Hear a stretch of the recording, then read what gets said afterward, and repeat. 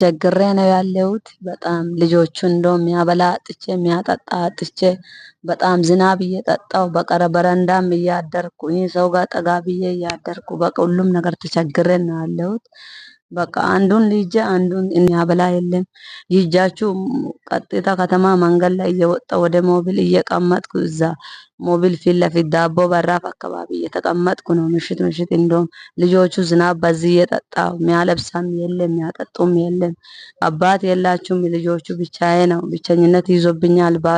ራብ ይዟል ብዙ ነገር ይዞብን በቃ ሰው ጎኔ ላይ የለም ከእግዚአብሔር ውጪ። እግዚአብሔር ሰው ነው ከጎናችን ላይ ቆማ ያለው በቃ አትጣሉብኝ ልጆቼን ወደፊት ተስፋ የሚያረጋችሁ የሚረዳኝ ሰው ነው እርዳታ ነው የሚያስፈልገኝ